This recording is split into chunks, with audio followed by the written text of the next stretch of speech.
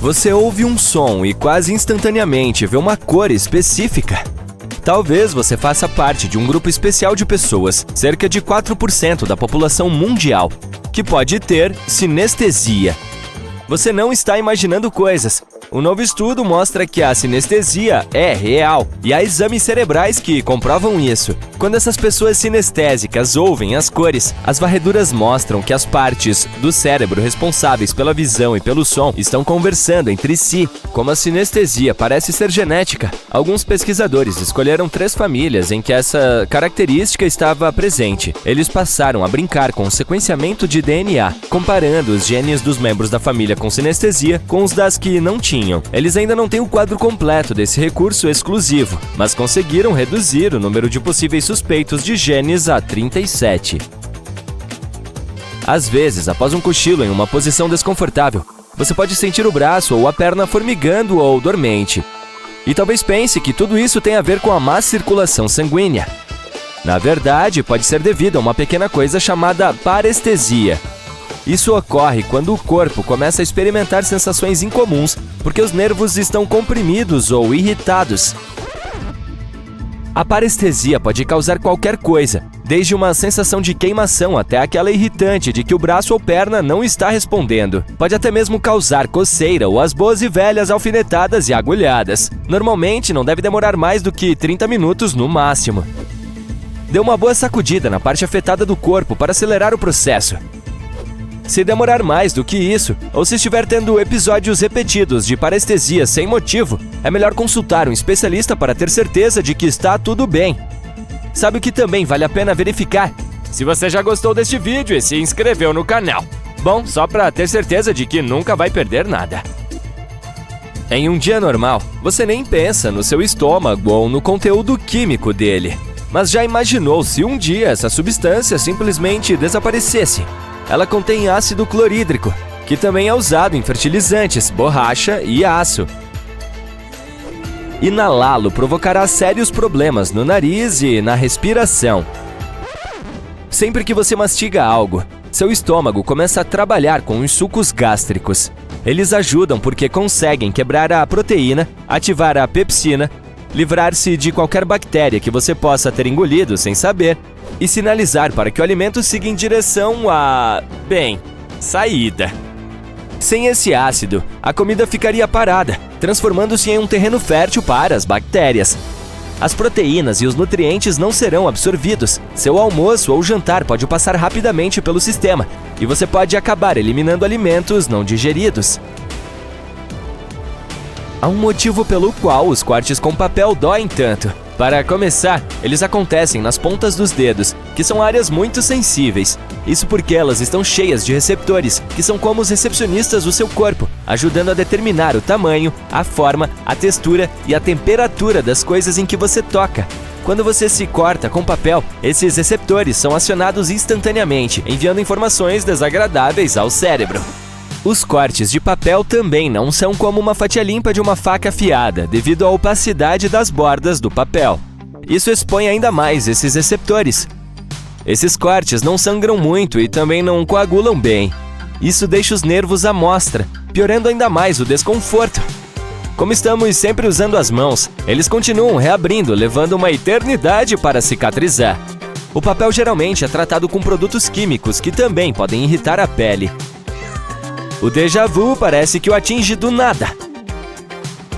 Você não é um feiticeiro e também não está se comunicando com ninguém do além. É apenas o mau funcionamento do seu cérebro. De acordo com os médicos, isso ocorre quando 2 partes do cérebro estão tendo um pequeno mal-entendido.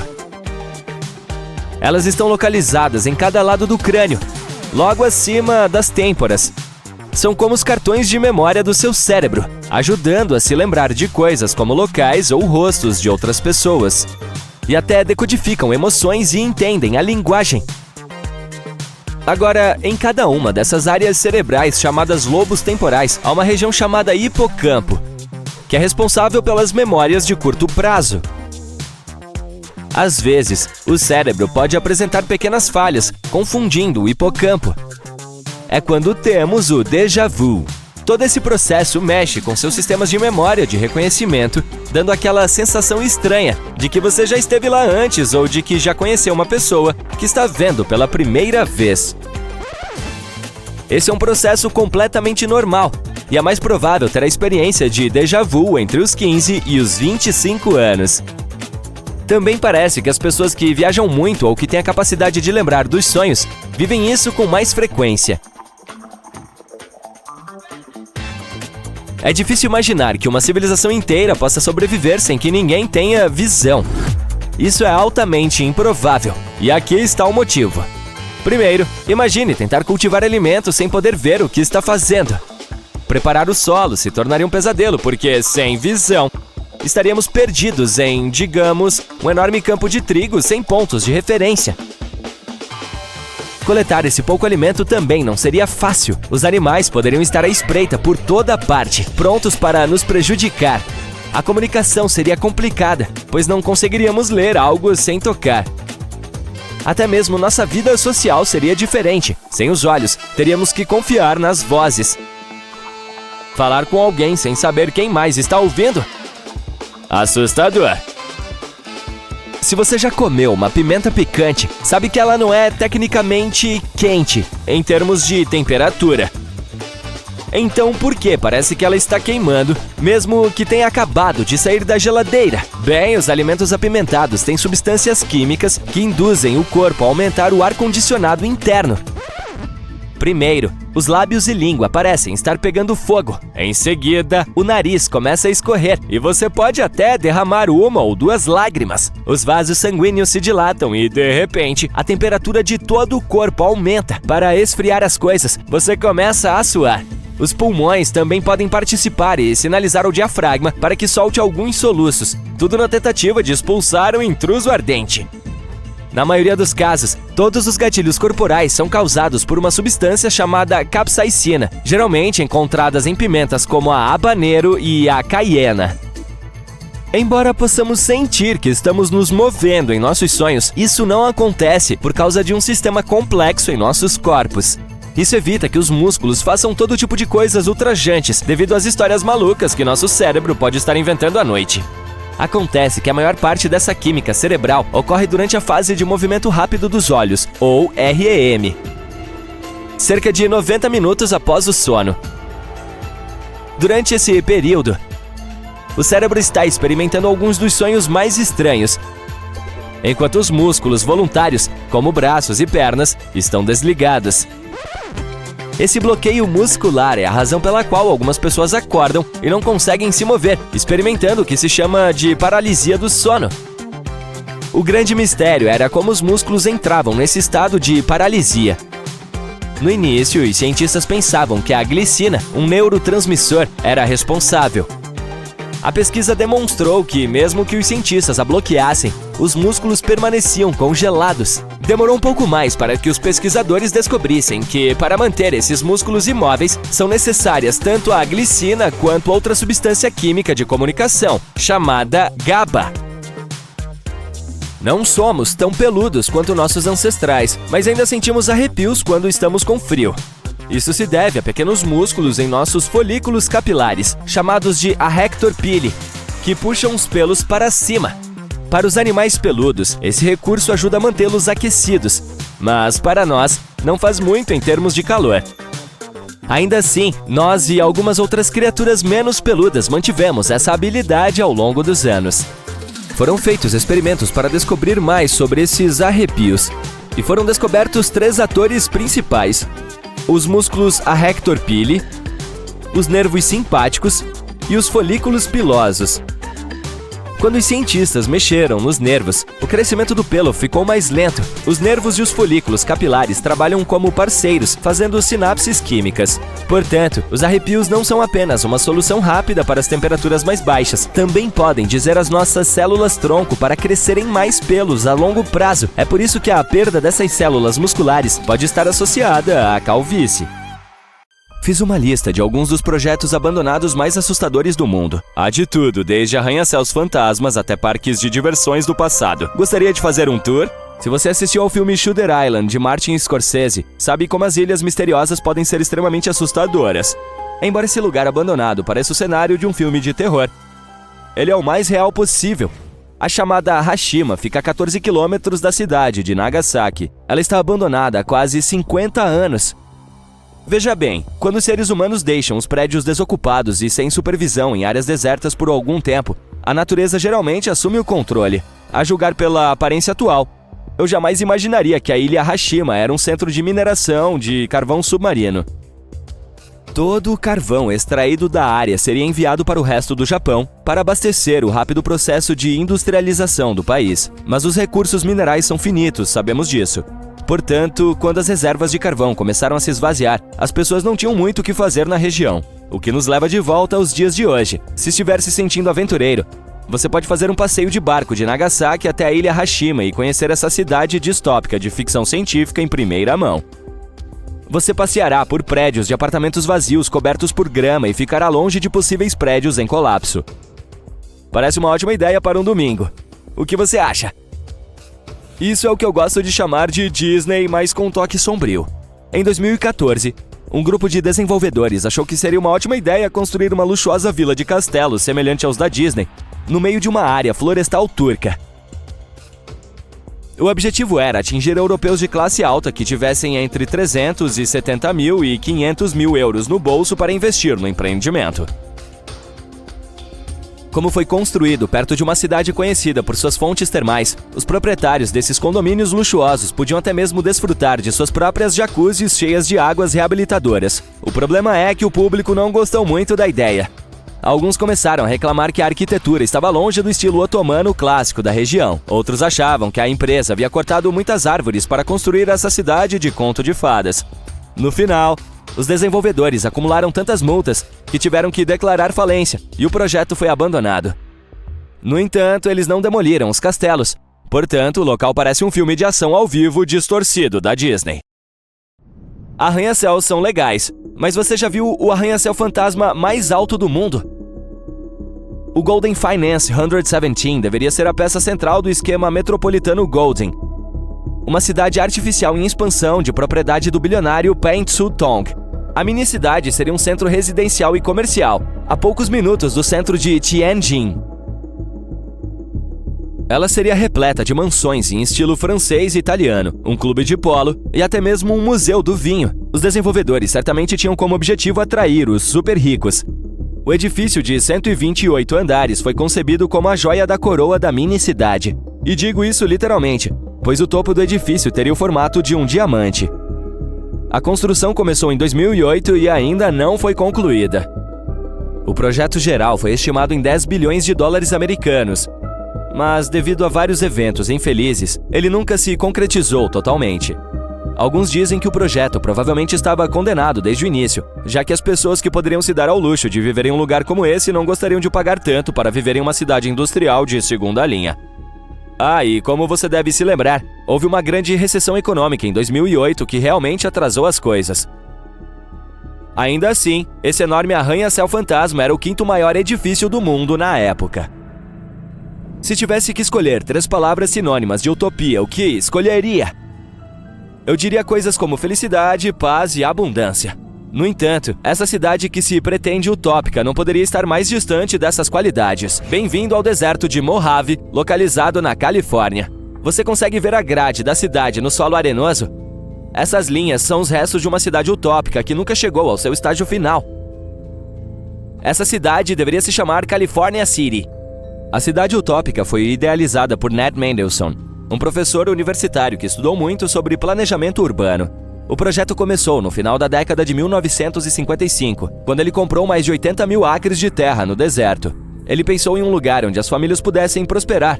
Na época, as moradias eram acessíveis e a cidade vinha equipada com opções de lazer, como o campo de golfe, piscina e campos de recreação. Algumas pessoas chegaram a comprar lotes no local, mas o projeto foi interrompido. É por isso que, se você estiver dirigindo fora de Los Angeles, poderá ver uma pequena ilha de casas, que é uma fração minúscula do que a California City deveria ser. Que país europeu você diria que está repleto de lugares abandonados? Se você disse Espanha, então acertou. Vamos citar alguns. O que foi antes planejado para ser um resort de luxo, agora é um paraíso do grafite. O local começou a ser construído em 1969, mas apenas um ano depois a construção foi interrompida. Também encontramos algo chamado Festival Club. Como você pode ver, Ibiza nem sempre foi o lugar de festas que é hoje. Esse clube abriu suas portas em 1972.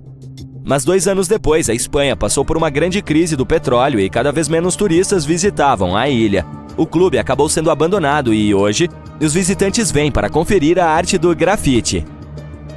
O exterior das casas está em perfeito estado, o que torna difícil acreditar que todas elas foram deixadas à própria sorte.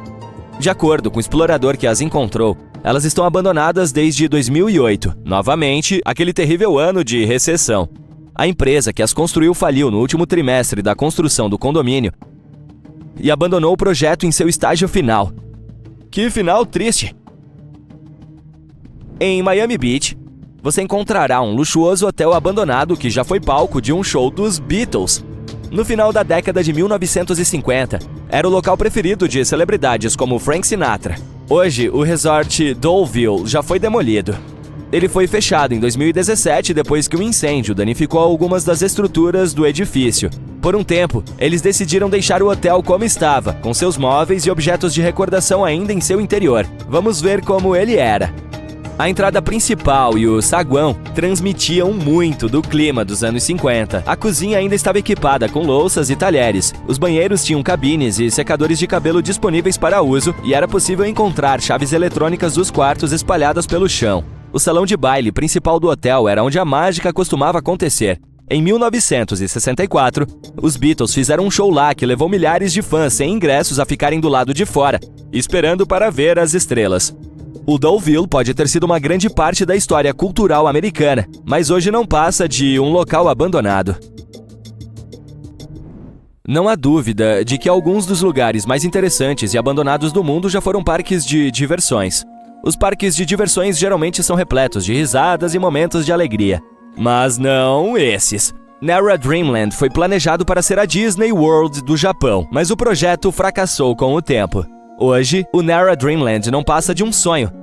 Se você fosse visitá-la antes de ser demolida, isto é o que veria. Seu coração bateria mais rápido do que o normal se você passasse por uma montanha-russa coberta de neblina. Isso era para ser o Matterhorn. Sim! Tudo sobre esse lugar dizia que você não deveria estar lá. Mas você é muito curioso. Jogados no chão do parque, você veria bobinas de ingressos e bichos de pelúcia desfigurados. Gostaria de entrar em uma lanchonete vazia? É bizarro como as mesas e os bancos foram deixados no lugar. Caminhando pelo que antes era uma loja de presentes, você veria prateleiras vazias e um caixa eletrônico antigo. Você ficou tão horrorizado quanto eu depois de assistir a isso? Que tenso! Os pilotos não podem comer refeições iguais quando estão trabalhando. Imagine que você está em um voo transoceânico. O avião está sobrevoando o Oceano Pacífico. Os comissários de bordo entregam os pratos do jantar. Todos estão apreciando a massa. O molho tem um gosto meio engraçado. Provavelmente está tudo bem. Afinal, você está comendo uma refeição de avião. Ela não vai ter o gosto de um prato de restaurante 5 estrelas. O tempo passa. Ah não, você estava certo. Tinha mesmo algo errado com a comida. Mas se todos os passageiros tiverem o mesmo problema, os pilotos também terão. Para evitar que ambos fiquem fora de serviço, os pilotos são aconselhados a não comer a mesma refeição ao mesmo tempo. Nesse cenário, se um piloto se sentir mal, o outro pode substituí-lo. Quero dizer, esta não é uma regra declarada imposta pela Administração Federal de Aviação, mas a maioria das companhias aéreas fazem suas próprias regras sobre este assunto. Os comissários de bordo têm acesso a equipamentos ocultos, como desfibrilador, tanque de oxigênio, extintor de incêndio e fita adesiva. Mas provavelmente o equipamento mais interessante que eles possuem são algemas. Esses objetos existem para proteger os passageiros de outros, e às vezes deles mesmos. Acontece que os comissários de bordo têm tudo o que precisam para desarmar um encrenqueiro. Óculos de sol de aviador ficam legais nos pilotos dos filmes, mas na vida real eles não usam óculos polarizados.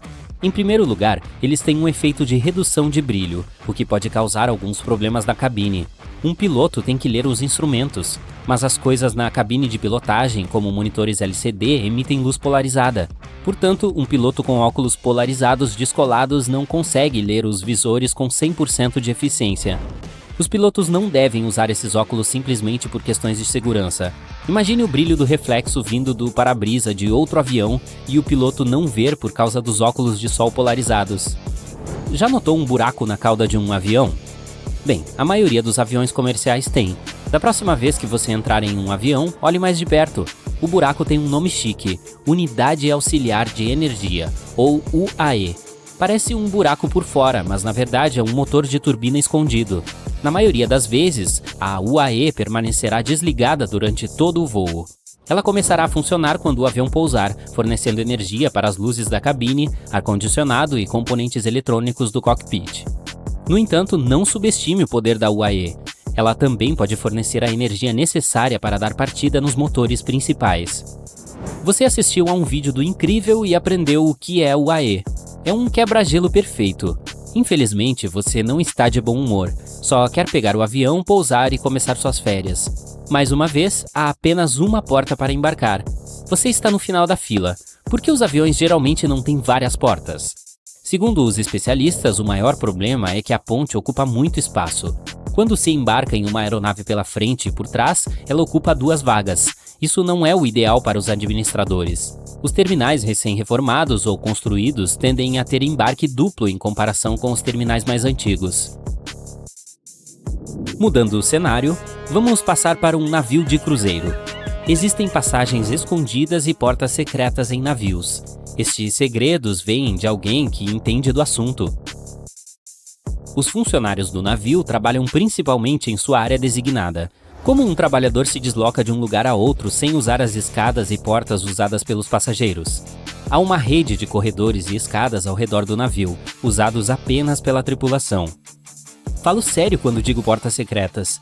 Elas se misturam com as paredes. Então passam despercebidas por aqueles que não sabem onde elas ficam. Talvez você possa tropeçar em uma por acidente. Aqui está uma pista. Preste atenção nas paredes perto das escadas dos hóspedes. Tente pensar nesses gigantescos navios de cruzeiro como metais flutuantes. Isso me leva a um fato divertido. As paredes da cabine do navio de cruzeiro são magnéticas. Imagine que você está viajando para vários países a bordo de um navio de cruzeiro. Uma viagem de 1 mês. Você coleta ímãs com o tema de cada destino e decora sua cabine. Os verdadeiros fãs de cruzeiros conhecem essa mágica magnética, então já levam alguns ganchos magnéticos em sua bagagem. Dica legal: use os ganchos magnéticos para ter mais lugar para suas coisas em sua cabine. Pendure roupas e acessórios, cartões postais ou chapéus. Por falar em navios, por que alguns têm pequenos buracos jogando água constantemente? Para manter o porão livre de água. Com o tempo, a água se acumula dentro do porão e uma bomba remove a água automaticamente dali. Os navios não têm faróis. Usar faróis pode evitar acidentes. Se eles são usados em carros, por que não em navios? Os faróis são uma fonte de luz, e a luz que sai deles é refletida na fonte de luz em algum momento. Com carros, por exemplo, os faróis funcionam porque a área que você deseja iluminar é estreita, e você pode agir facilmente se vir um obstáculo na estrada. Para os navios, isso é super difícil. A fonte de luz deve ser forte o suficiente para iluminar a área que o capitão deseja ver. Grandes navios cargueiros, por exemplo, precisam de mais de 1,5 km para parar ou agir. Além disso, imagine o quão brilhante deve ser a luz do navio para iluminar toda essa área à frente. A visibilidade deles é graças a diferentes tipos de luzes chamadas luzes de navegação. Elas são pequenas, mas práticas, e iluminam de maneira padronizada para que os navios possam se ver.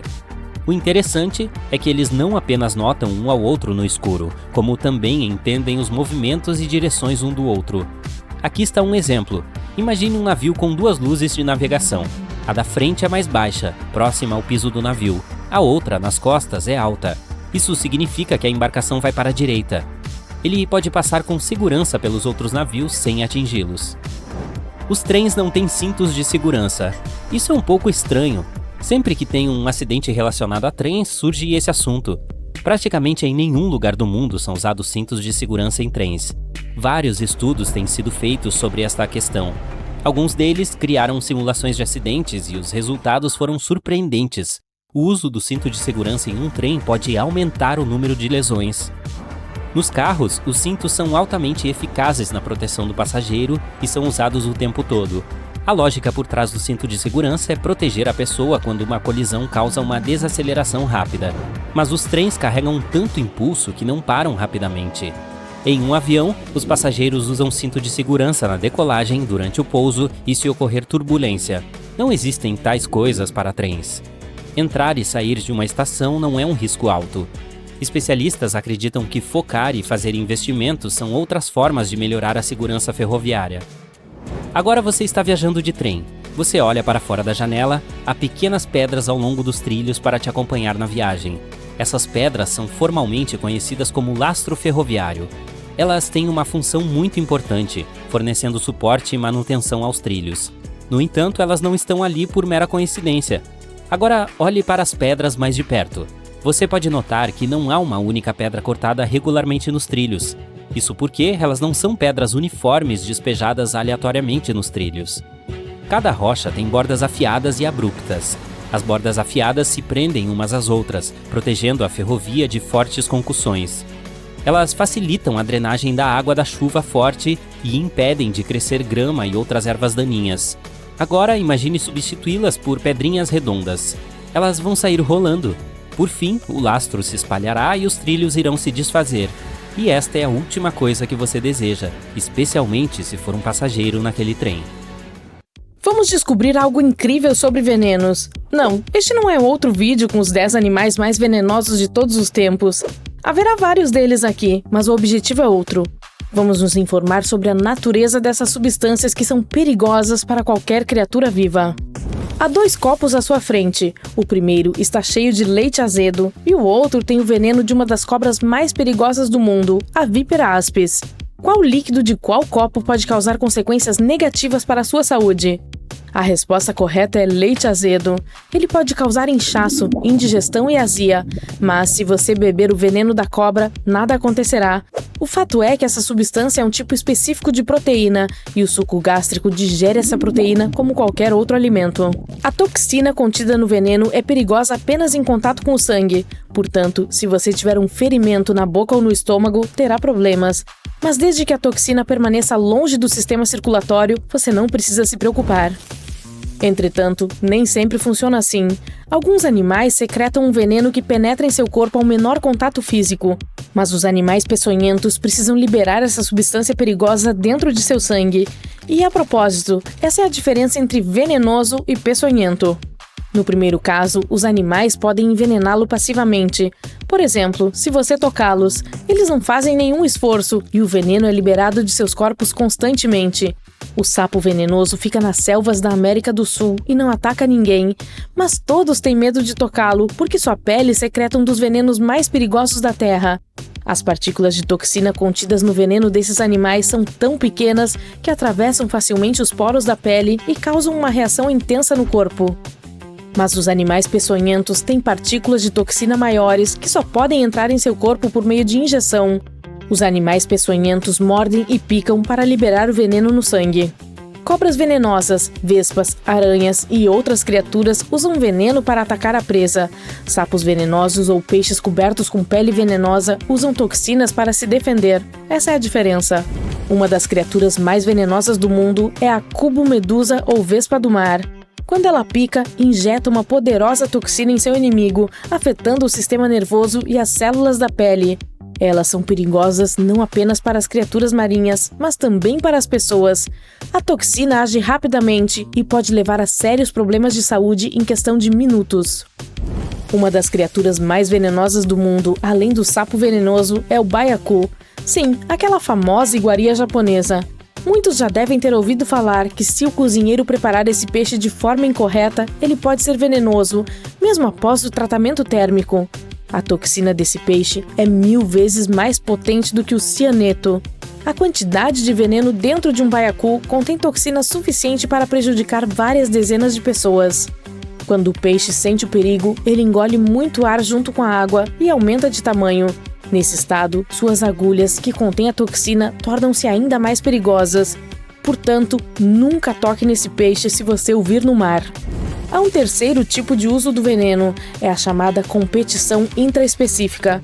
Você pode encontrá-la em mamíferos venenosos, como o ornitorrinco australiano. Há pequenas agulhas em suas palmas que secretam toxinas. Um ornitorrinco pode paralisar um oponente com um chute, mas esses animais também usam veneno durante as competições de acasalamento. Seus corpos aumentam as propriedades das toxinas para derrotar os competidores durante a luta por uma fêmea. 2 machos lutam para enfraquecer um ao outro. Um macho cujo veneno é mais eficaz vence a batalha. Alguns animais precisam morder e picar para usar o veneno, enquanto outros apenas esperam pelo toque de outra pessoa. Mas o que dizer dessa pequena criatura que libera seu veneno como um dardo? Conheço o caracol-cone.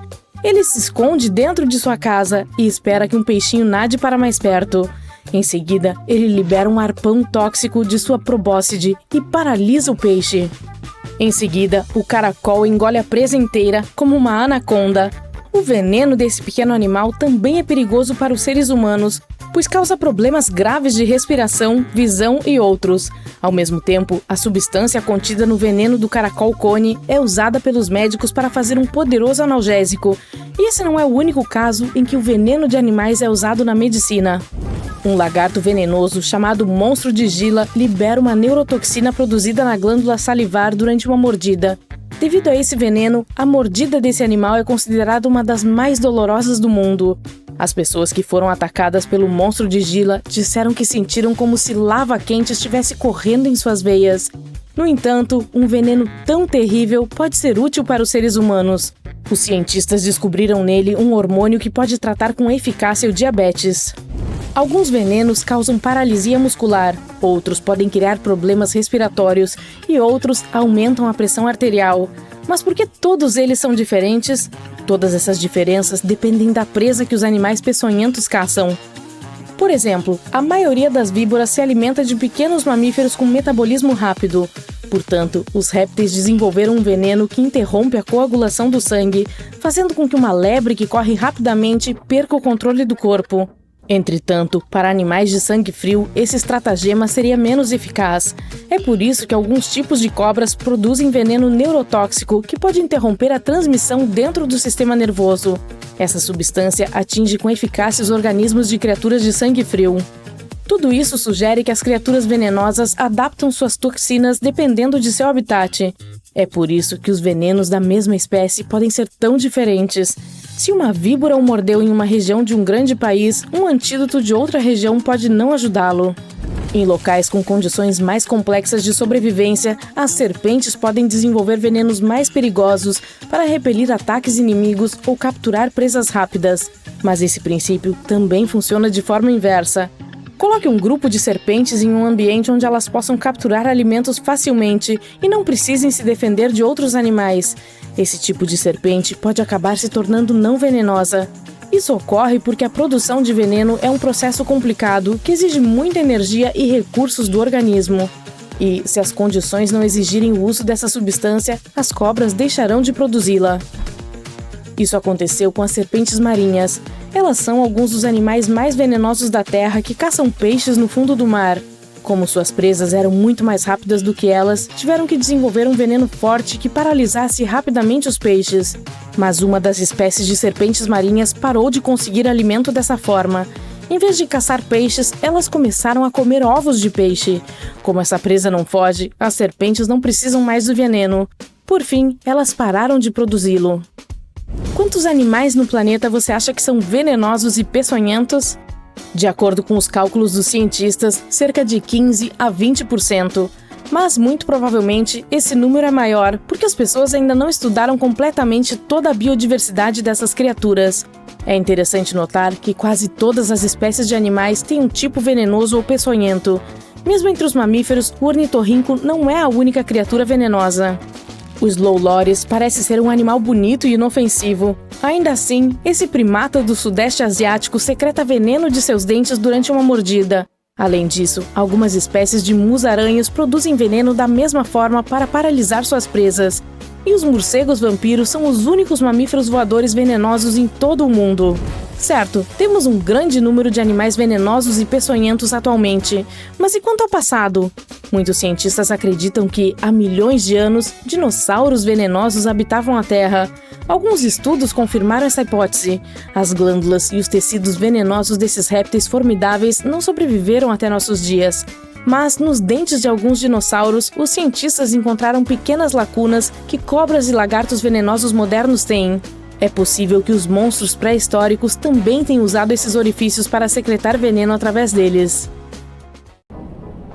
Os pneus do trem de pouso não estouram porque são projetados para uma carga de 4 a 5 vezes maior que a necessária durante o pouso. A roda em si pode quebrar, mas o pneu não vai estourar.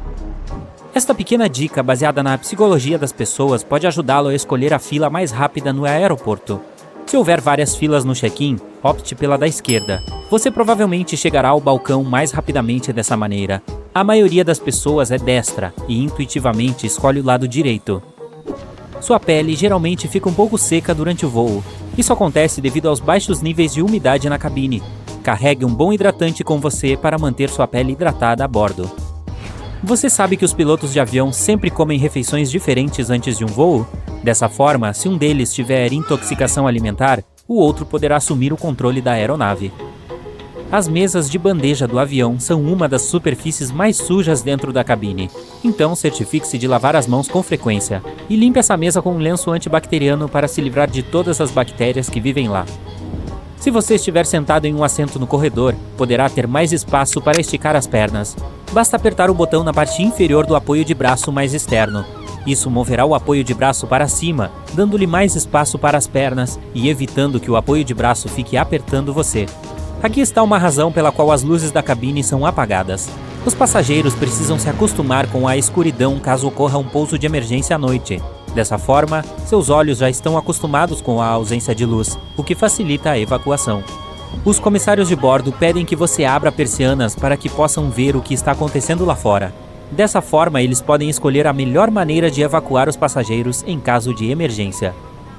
Quase todos os aviões de passageiros são branco, já que essa cor reflete melhor os raios solares e impede que o avião esquente.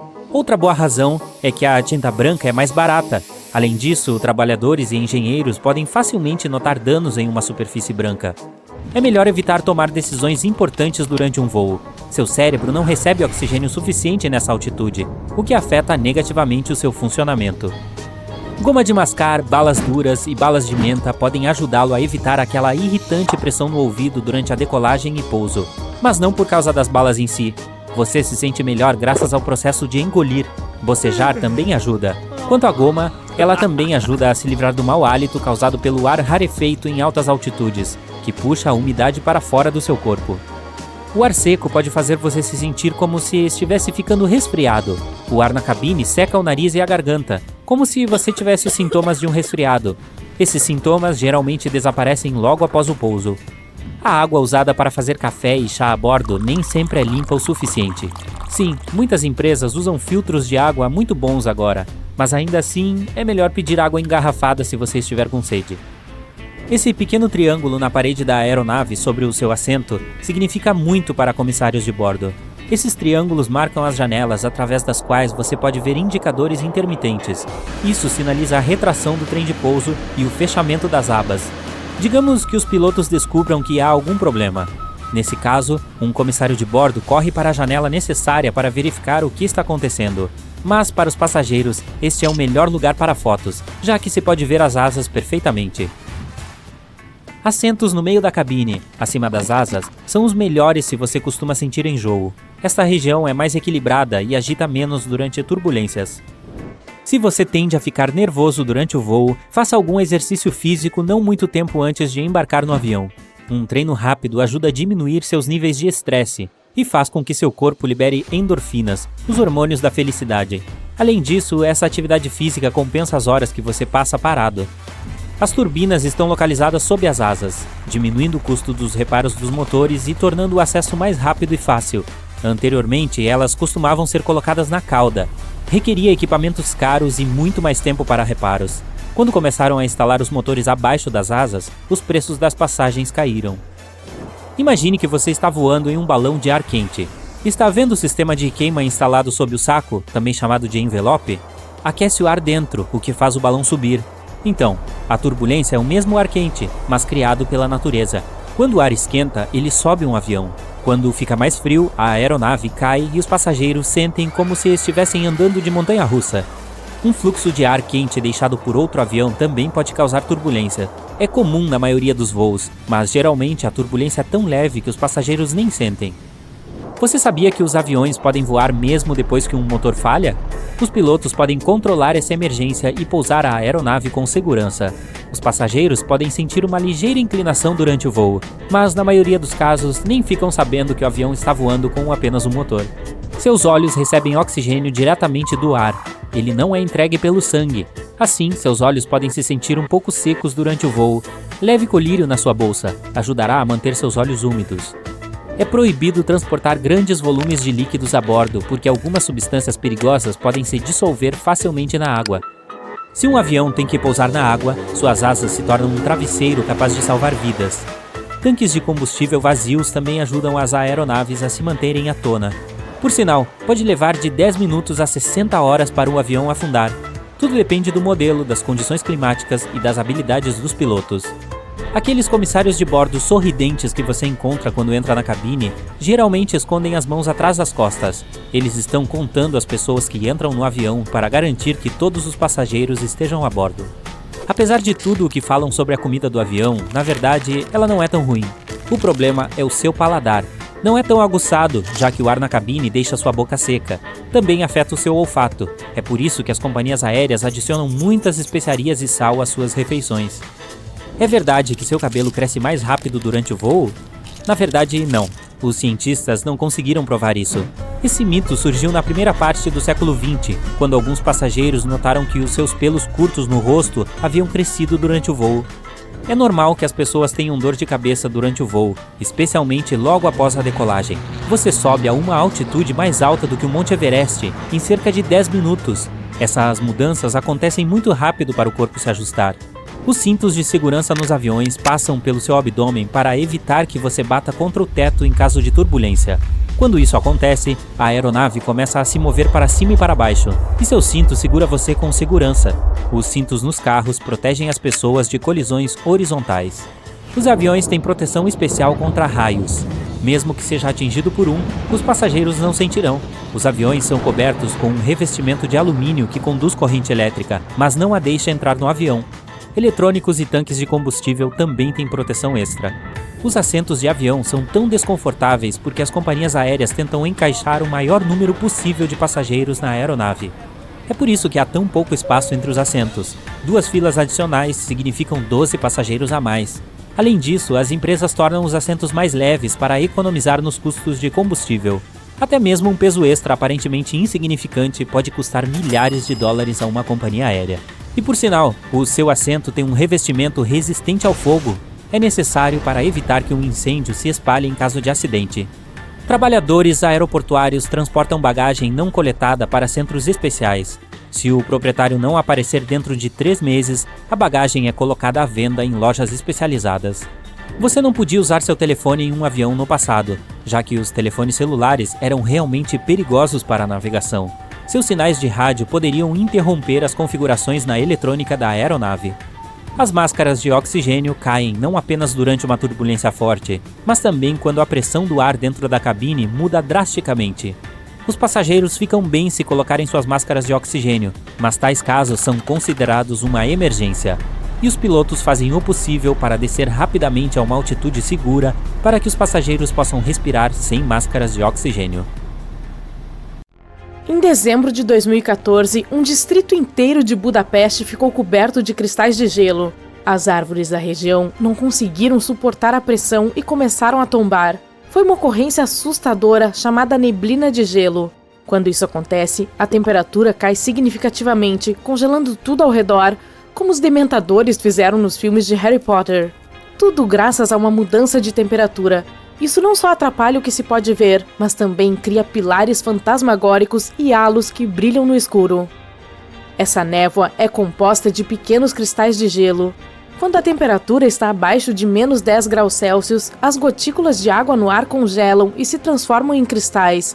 Até lá, permanecem líquidas, a menos que encontrem algo em que possam se solidificar.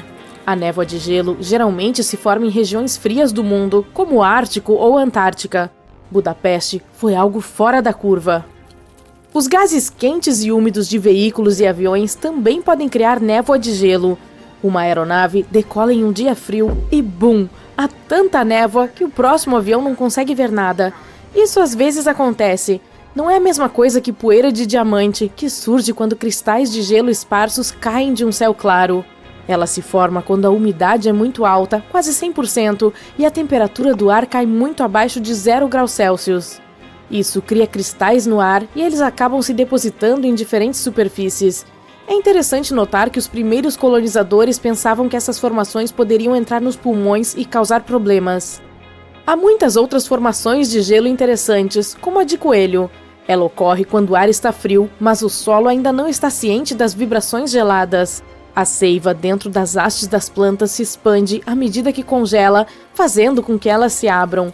Quando isso acontece, o líquido escorrega para fora, encontra o ar gelado e se transforma em finas camadas de gelo, criando belas formações semelhantes a pétalas ou fitas. As luzes de terremoto são outro fenômeno estranho e único.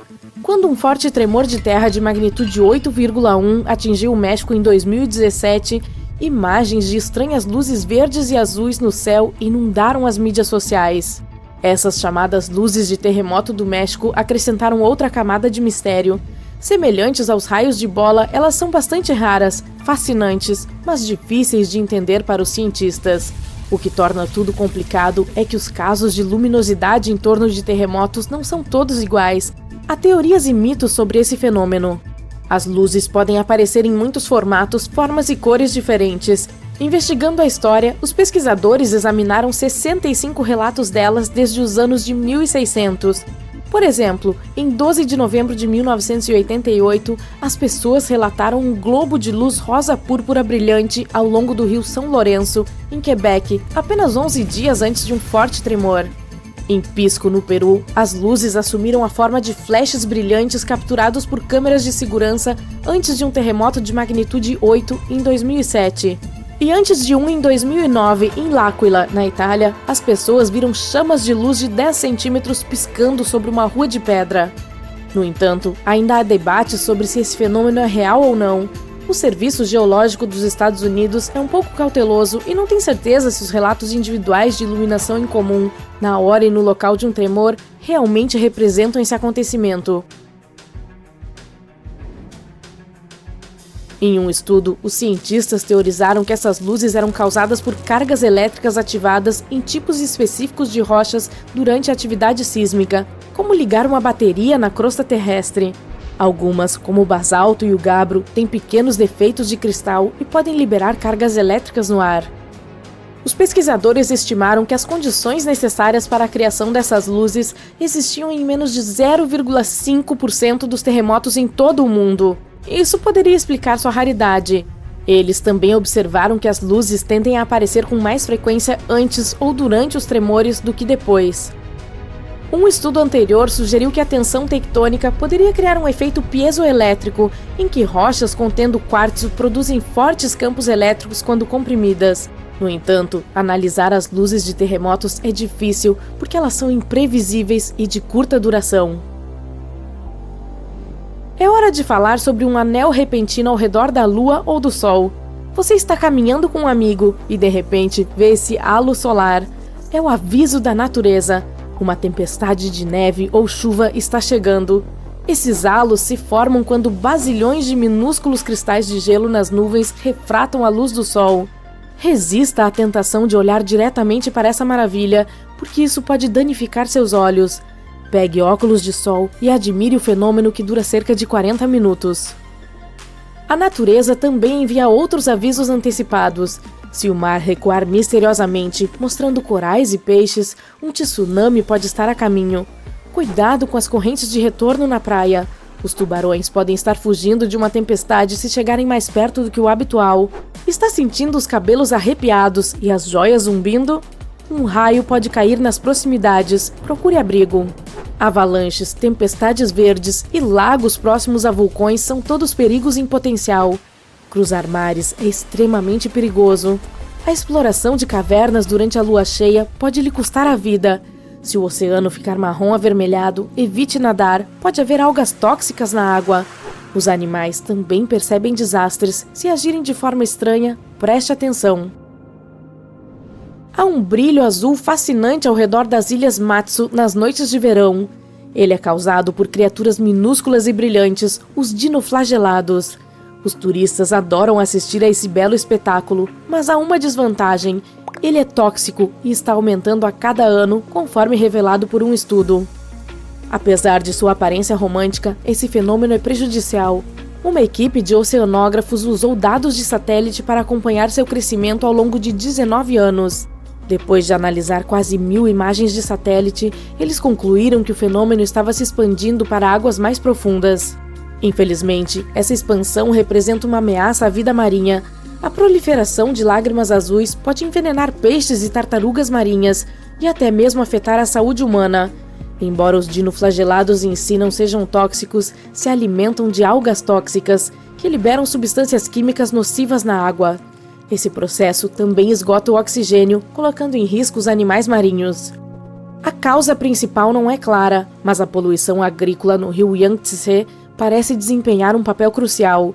O escoamento da agricultura introduz nutrientes que alimentam a floração. Durante a construção do projeto da barragem das Três Gargantas, o tamanho da floração diminuiu quando o fluxo do rio diminuiu. Depois que a barragem foi concluída e as águas voltaram a correr com força, a floração retomou seu crescimento. A equipe prevê que as lágrimas azuis continuarão a se expandir, representando uma ameaça contínua à vida marinha e criando águas com brilho mais intenso. Um vento catabático, ou de drenagem, ocorre quando o ar denso e frio desce de uma elevação mais alta por uma encosta devido à gravidade. Ele pode ser forte, às vezes atingindo a velocidade de um furacão, mas raramente. Diferentemente de todos os ventos descendentes, os catabáticos, como o Bora, no Adriático, ou o Santa Ana, na Califórnia, originam-se do resfriamento do ar em superfícies elevadas, como planaltos ou montanhas. À medida que o ar desce, ele se aquece. Sua temperatura depende da região de origem. Na Antártica, os ventos catabáticos são fundamentais na formação dos campos de vento. Em regiões como a Groenlândia e a Antártica, eles podem se tornar extremamente intensos, atingindo a força de furacões, e contribuem para fenômenos únicos, como os vales secos de McMurdo na Antártica, e estão associados a perigos como as rajadas no arquipélago de Fujian e no Alasca. O fogo de San Telmo é um fenômeno natural que merece ser mencionado. Ele ocorre durante tempestades ou erupções vulcânicas quando há um forte campo elétrico na área, e cria um brilho azulado ou violeta em torno de coisas como mastros de navios, bordas de aviões ou objetos pontiagudos. Esse brilho é causado por moléculas de ar ionizadas e é mais perceptível em condições de pouca luz. É uma forma de plasma e aparece quando o campo elétrico ao redor de um objeto causa a ionização das moléculas de ar. Ele pode surgir durante tempestades porque há diferenças de alta voltagem entre as nuvens e o solo. Objetos pontiagudos facilitam a ocorrência dele, porque o campo elétrico é mais concentrado nessas áreas. As cores azul ou violeta vêm da fluorescência do nitrogênio e do oxigênio na atmosfera da Terra, semelhante ao funcionamento das luzes de neon, mas com gases diferentes. Da Grécia Antiga à China do século XV, esse fenômeno foi observado em toda a história. As asas de avião são lisas, para permitir que o ar flua facilmente ao redor da sua superfície, reduzindo assim a resistência durante o voo. Então, por que adicionar esses ganchos amarelos convexos? Eles obviamente pioram a aerodinâmica. Sim, eles fazem isso, mas também são necessários para a sua segurança. Imagine um avião fazendo um pouso de emergência em mar aberto. Tudo está indo bem, a aeronave está deslizando na água. Em seguida, barcos de resgate chegam no local para evacuar os passageiros. Eles saem do avião através de saídas de emergência localizadas acima das asas. Antes que a porta se abra, o tobogã de evacuação infla. Os passageiros precisam caminhar na asa e descer pelo tobogã. Mas a superfície da asa está escorregadia por causa da água. Eles podem cair e se machucar. Para evitar isso, os comissários instalam uma corda de resgate. Ela é presa por uma extremidade à porta e pela outra à borda da asa, passando por esses ganchos. Durante a evacuação, as pessoas usam essa corda como um corrimão para não cair. Os barcos de resgate também podem ser presos à asa com uma corda e esses ganchos para que o mar não carregue as pessoas para longe do avião. Por sinal, o avião pode ficar na água por de 10 minutos a 60 horas, dependendo do modelo, das condições climáticas e das habilidades do piloto. As saídas principal e de emergência têm alças extras para os membros da tripulação. Durante uma evacuação, as pessoas podem entrar em pânico e acidentalmente empurrar os comissários de bordo. Para evitar quedas, eles se seguram nessas alças. Um cinto de segurança em um avião tem um propósito ligeiramente diferente do que no seu carro. O do carro protege você de um acidente horizontal. Quando um avião está passando por turbulência, ele está tremendo para cima e para baixo. O cinto impede que você bata no teto. Os comissários de bordo têm algemas para passageiros problemáticos. Se alguém se comportar mal e interferir no voo, eles têm o direito de algemar o encrenqueiro ao seu assento. Para fazer isso, eles usam algemas policiais ou de plástico. Este é o máximo que pode ser feito durante o voo. Em seguida, eles denunciam a pessoa que causou problemas ao aeroporto e a entregam à polícia após o pouso. Durante uma emergência, máscaras de oxigênio caem automaticamente. Elas têm uma função a mais que talvez você desconheça: equalizar a pressão e evitar pânico. A pressão do ar pode mudar devido à turbulência, então, entre outras coisas, as máscaras ajudam os passageiros a manter a calma. Seu assento é o seu porto seguro. Aquele colete salva-vidas debaixo dele não vai deixar você se afogar. Além disso, a superfície do assento é feita de material impermeável. Se entrar água na cabine, o assento evitará que você congele, já que não vai se molhar. Também há prova de fogo. A capa pode impedir que o fogo se espalhe pela cabine. Mas o mais importante, pode salvá-lo das chamas. Claro, você provavelmente nunca terá que usar esse recurso, mas é bom se sentir seguro, não? Você pode usar a mesa no assento à sua frente como uma rede. Basta amarrar um cinto, um cobertor ou uma toalha ao redor da mesa e esticar os pés. Você deve ter percebido triângulos pretos na parede acima de alguns assentos. Para você, como passageiro, eles podem indicar os assentos que têm a melhor vista das asas, onde é possível tirar as melhores fotos do voo. Mas os triângulos não foram criados para sua câmera. Os tripulantes monitoram a condição da aeronave através das janelas sob esses sinais. Suponha que as asas congelem, o motor pegue fogo ou o piloto receba um sinal sobre algum problema. Nesse caso, a tripulação se moverá rapidamente para os triângulos e avaliará a situação. E aí está você, sentado sob o triângulo, olhando para a asa e pensando: por que as asas estão localizadas na parte inferior do avião? Elas poderiam ser instaladas acima das janelas ou bem no meio. Na verdade, alguns aviões têm as asas centrais ou acima das janelas, e cada versão tem os seus motivos. O motor e as turbinas ficam sob as asas. É muito mais fácil consertá-los, já que eles estão perto do chão. E em caso de pouso de emergência no mar, as asas atuam como boias de resgate. Elas ajudam a manter o avião na água. Tanques de combustível vazio sob a asa também podem ajudar o avião a permanecer à tona. Mas essa posição tem certos riscos. Na pista de decolagem, detritos podem entrar nas turbinas. Felizmente, é improvável que isso aconteça, já que são feitas regularmente limpezas cuidadosas nas pistas. Aviões com asas centrais têm menor resistência ao ar. É por isso que caças e aeronaves supersônicas são construídos dessa maneira. Grandes aviões de carga têm asas na parte inferior do casco. Graças a isso, a aeronave fica perto do chão. Facilita durante o carregamento. Além disso, é mais seguro pousar em pistas despreparadas com asas altas, já que os detritos não entram nas turbinas. A aerodinâmica desses aviões funciona melhor graças a essas asas. Eles sofrem menos resistência ao ar e entregam a carga mais rapidamente. O oxigênio dentro das máscaras é uma combinação de produtos químicos. O transporte de tanques de oxigênio é muito caro para a companhia aérea. Eles ocupam muito espaço e aumentam o peso, o que leva ao consumo extra de combustível. Portanto, se usa um gerador químico de oxigênio. Está localizado no painel acima da sua cabeça. Há um pequeno tanque com compostos de bário, sódio e potássio. Eles se misturam e criam uma reação química quente que libera oxigênio e o passa para a máscara. Pequenos orifícios nas janelas evitam que o vidro quebre. A pressão do ar dentro da aeronave é muito mais forte do que a externa. A diferença é tão grande que o ar pode simplesmente quebrar o vidro do outro lado. Para evitar isso, são feitos esses pequenos furos. O ar penetra lá e reduz a carga na janela. Por sinal, as janelas têm essa forma redonda pelo mesmo motivo. É ideal para uma distribuição igual do ar. Se fossem quadradas ou triangulares, correntes de ar com umidade se acumulariam nos cantos. Isso levaria à destruição. Além disso, a água não se acumula graças a esse orifício. As janelas são feitas de vidro triplo. O vidro externo recebe a pressão. O do meio serve para compensar a diferença de pressão. A terceira camada protege a segunda dos passageiros que gostariam de tocá-la. Tecnicamente, o avião poderia voar com uma camada, mas seria perigoso. Também é instalada proteção extra para as rodas. Elas experimentam cargas enormes durante o pouso. Mas não se preocupe, elas não vão se quebrar. Os pneus podem suportar uma pressão de 5 a 7 vezes maior do que a que são submetidos. Está vendo a placa banheiro na porta? Tem uma trava secreta embaixo dela. Os comissários de bordo podem destravar a porta pelo lado de fora, então não espere total privacidade. Claro, é proibido que outros passageiros façam isso. A tripulação só pode abri-la em caso de emergência. Quando os comissários de bordo caminham pela cabine durante o voo, eles sempre tocam as prateleiras superiores acima dos assentos. Eles não estão verificando se os compartimentos de bagagem estão fechados. Ao longo da parte inferior desses compartimentos, há alças na forma de bordas irregulares. Os comissários de bordo se seguram nelas para não caírem.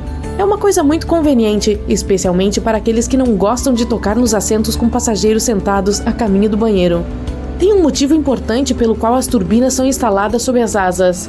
Anteriormente, elas eram localizadas na cauda do avião para melhorar a aerodinâmica do voo. Se um dos motores parasse de funcionar, a cabine não tremeria tanto. Sim, os aviões podem voar com apenas uma turbina funcionando. Além disso, as asas eram mais finas e simplificadas graças às turbinas da cauda, o que também era bom para a aerodinâmica. Mas descobriu-se que essa localização significava custos adicionais. O motor ser localizado na cauda não favorecia a manutenção. Ele era colocado em um lugar alto, então as pessoas precisavam de equipamentos especiais e tempo extra para realizar o serviço de manutenção. E, é claro, isso afetava o preço das passagens. As turbinas começaram a ser instaladas sob as asas para economizar dinheiro e tempo. Você já notou a luz piscando na cabine antes da decolagem? Isso acontece quando o piloto desconecta um avião da fonte de alimentação do aeroporto e muda para a fonte de alimentação de bordo. Essa transição rápida pode causar essa oscilação na energia. O céu é como um deserto? Um avião comercial pode voar mais rápido que a velocidade do som? É possível consertar um avião com um pedaço de fita adesiva? Vamos verificar sua intuição com este teste legal de verdades ou mitos sobre os aviões. Lembre-se de anotar suas respostas corretas e compartilhar sua pontuação nos comentários. Então, aqui vai a primeira afirmação. Aviões comerciais são mais econômicos do que um carro. Verdadeiro ou falso? Isso é verdade. Os voos comerciais têm sido mais eficientes em termos de combustível por pessoa por quilômetro do que os carros há mais de uma década. Melhores tecnologias e um número maior de pessoas que cabem em um avião diminuíram a intensidade energética das viagens aéreas em quase 74%. Quanto aos carros, houve apenas uma queda de 57%. Ok, que tal este? Não há fileira número 13 em aviões. Bem, pensando bem, eu nunca vi 13A ou qualquer outra letra no cartão de embarque. E você? Isso é verdade, mas parcialmente. Nos países onde o número 13 é considerado azar, realmente não há nenhuma fileira 13. Mas em outros países, o número que falta pode ser diferente, dependendo do que se acredita dar azar lá. Abrir a porta de um avião durante o voo é um risco real de segurança. Parece meio assustador para mim, mas é verdade? Você pode relaxar, isso é apenas um mito. Em primeiro lugar, as portas são trancadas, mas mesmo que não fossem, ninguém consegue abrir a porta de um avião em pleno voo. É fisicamente impossível. A pressão da cabine não permite que se faça isso. Quando um avião está em altitude de cruzeiro, ele está pressurizado. A diferença entre o interior e o exterior é enorme, ou seja, a pressão no interior da cabine empurra a porta e não deixa ninguém abri-la por dentro. Melhor ainda, a porta do avião é chamada de porta-plug. Sua borda interna é mais larga que a externa, por isso ela age como a tampinha do ralo de uma banheira, fechando a saída sem atravessá-la. Sua pele fica mais seca no avião do que no meio do deserto do Saara. Você acredita nisso? E se você acha que esse fato é verdade, está absolutamente certo. A cabine do avião é pressurizada e a umidade nela é de 20%. Para efeito de comparação, no deserto do Saara, a umidade média do ar é de cerca de 25%, e sua pele está acostumada a pelo menos 40% de umidade. É por isso que seu nariz e sua garganta ficam tão secos quando se está voando. Anos atrás, alguém postou uma foto na internet que viralizou em pouco tempo. Nesta imagem, havia um técnico de companhia aérea, e ele parecia estar consertando um avião com fita adesiva. Então a pergunta é, isso poderia ser verdade ou era falso? A resposta não é tão simples. Não era uma fita adesiva comum, então em parte esse fato é um mito. Mas era um tipo de fita, conhecida como speed tape. Ela custa cerca de $700 por rolo. Na verdade, é um adesivo de alumínio que você pode usar para consertar temporariamente pequenos danos, até que possa repará-lo adequadamente. É verdade que os pilotos evitam o Triângulo das Bermudas? Afinal, ele tem uma reputação e tanto. Os navios e aviões simplesmente desaparecem no ar nessa região. Este é certamente um mito. Hoje as pessoas já sabem que não há um perigo específico no Triângulo das Bermudas, e os aviões sobrevoam essa área como de costume. Os aviões geralmente voam por conta própria, com os pilotos automáticos fazendo todo o serviço. Mito ou verdade? Qual é a sua aposta? É um mito muito difundido. Muitas pessoas têm certeza de que os aviões são mecanismos super automatizados que podem voar sozinhos, e os pilotos estão lá simplesmente para apoio. Na realidade, porém, voar é um trabalho de execução. Precisa de atenção constante de uma tripulação de voo qualificada. Era uma vez um avião que voava 2 vezes mais rápido que a velocidade do som. Pode ser verdade ou é muito forçado? Este fato definitivamente não é um mito. O Concorde conseguia atingir uma velocidade de 2.140 km por hora. Isso é muito mais rápido que a velocidade do som, que é de cerca de 1.234 km por hora, quase a metade que a do Concorde. Você já deve ter ouvido deste fato assustador antes. Os aviões esvaziam os banheiros no ar. Parece alarmante, mas será verdade? Felizmente, isso é apenas um mito. Isso é absolutamente lenda. Banheiros de aviões usam um sistema baseado a vácuo para transportar todo o conteúdo do sanitário para um tanque especial. Ele fica localizado na parte traseira da aeronave, e esse tanque é esvaziado apenas em solo. Essa é complicada. Quando um avião está voando para o leste, ele pode atingir velocidades mais altas. E aí, a velocidade pode realmente depender da direção? E é verdade. Isso é possível graças aos ventos de alta altitude conhecidos como correntes de jato.